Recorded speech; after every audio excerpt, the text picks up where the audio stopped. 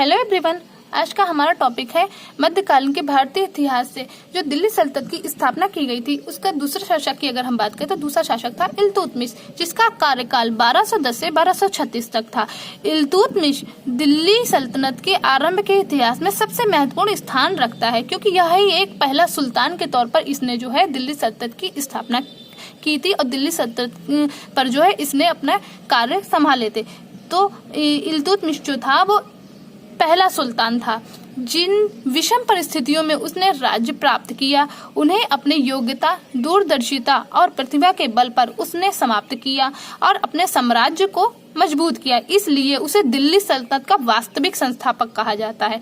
वास्तविक संस्थापक इसीलिए कहा जाता है क्योंकि इसके अंदर जो योग्यता थी, यानी कि जो इसकी क्वालिफिकेशंस थी, जो इसके अंदर प्रतिभा थी, उन प्रतिभाओं और योग्यताओं के कारण ही यह दिल्ली सल्तनत का पहला सुल्तान माना गया।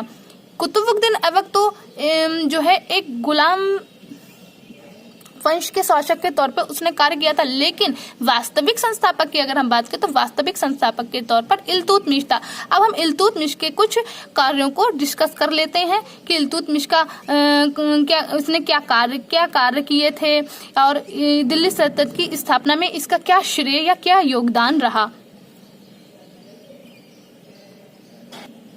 तो शमसुद्दीन इल्तुतमिश, जिसका कार्यकाल 1210 से 1236 तक, यानी कि इसने दिल्ली सल्तनत पर 1210 से 1236 तक शासन किया था। यह गुलाम वंश का दूसरा शासक था। अब इल्तुतमिश जो था वो इलवरी जनजाति का तुर्क सरदार था। जो इलवरी जनजाति थी उसका क्या था, इल्तुतमिश तुर्क सरदार था। फिर ग्वालियर बुलंद शहर का सूबेदार था, यानी कि यह इल्तुतमिश जो था ग्वालियर और बुलंद शहर का सूबेदार था। और इल्तुतमिश जो था वो कुतुबुद्दीन ऐबक का गुलाम था। ऐबक ने इसे बदायूं का सूबेदार, यानी कि कुतुबुद्दीन ऐबक ने इसे जो है बदायूं का सूबेदार नियुक्त किया था। ऐबक की मृत्यु के बाद दिल्ली के कुलीन तुर्कों ने आराम शाह की अयोग्यता के कारण इल्तुतमिश को सुल्तान बनाया था। यानी कि इल्तुतमिश को सुल्तान क्यों बनाया गया था, तो ऐबक की मृत्यु, जब कुतुबुद्दीन ऐबक की मृत्यु हो गई थी तो दिल्ली के जो कुलीन तुर्क सरदार थे तो उस टाइम पीरियड में जो है आराम शाह की अयोग्यता के कारण जो है इल्तुतमिश को जो है दिल्ली सल्तनत का सुल्तान बनाया गया। अब इल्तुतमिश ने ही सर्वप्रथम इक्ता प्रथा प्रारंभ की थी।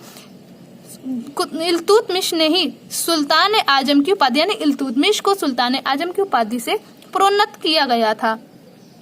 तो राजस्व सिद्धांत, मुद्रा व्यवस्था, कुलीनता चालीसा दल का भी गठन किया। अब इल्तुतमिश ने जो है अपने राजस्व सिद्धांत और मुद्रा व्यवस्था को भी जो है अपने कार्यकाल में इस व्यवस्था का प्रारंभ किया था।